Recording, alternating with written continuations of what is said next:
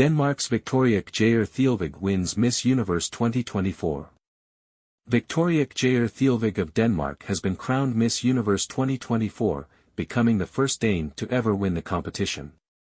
The 21-year-old, a competitive dancer, entrepreneur, and aspiring lawyer, beat more than 120 other contestants to win the annual beauty pageant in Mexico City on Saturday night. She was applauded by other contestants on stage as she accepted the tiara from reigning titleholder Shanice Palacios of Nicaragua. This year's finale featured a performance by singer Robin Thicke and was hosted by Saved by the Bell star Mario Lopez and former Miss Universe Olivia Culpo. The glitzy pageant began with contestants being narrowed down to a shortlist of 30, based on the results of Thursday's preliminary event, which included a flamboyant national costume contest. The semi-finalists then paraded in swimwear, before 12 of them advanced to an evening gown contest. The final 5 contestants later faced questions on a range of topics, including leadership and resilience. When asked how she would live differently if nobody would judge her, Theilvig told the judges she wouldn't change anything, saying, "I live by each day." When later asked what she would say to those watching, Theilvig urged viewers to keep fighting, no matter where you come from. "I stand here today because I want to change, I want to make history, and that's what I'm doing tonight," she said. Chidinma Adetshina of Nigeria finished as first runner-up and Maria Fernanda Beltran of Mexico was named second runner-up. Suchata Chwangsri of Thailand and Ileana Marquez Pedroza of Venezuela followed, with Pedroza, a 28-year-old mother, making history in the top 5 after the competition removed several restrictions in recent years.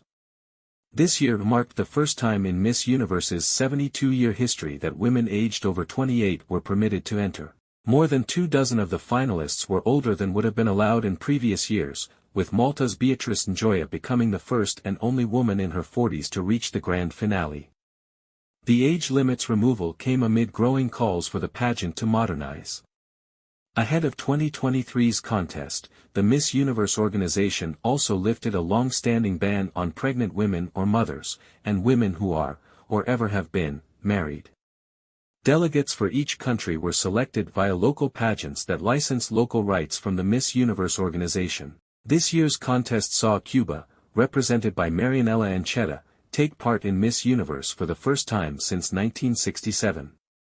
Several countries, including Belarus, Eritrea and the United Arab Emirates, sent contestants for the first time, though in April the Miss Universe organization moved to dispel a flurry of what it called false and misleading reports that Saudi Arabia was due to make its debut in the 2024 pageant. Some national-level contests were marred by controversies in the build-up to this year's final, including Miss Universe South Africa, which saw Adetshina quit the competition, and later be selected to represent Nigeria, after questions around her nationality sparked a wave of xenophobic hostility.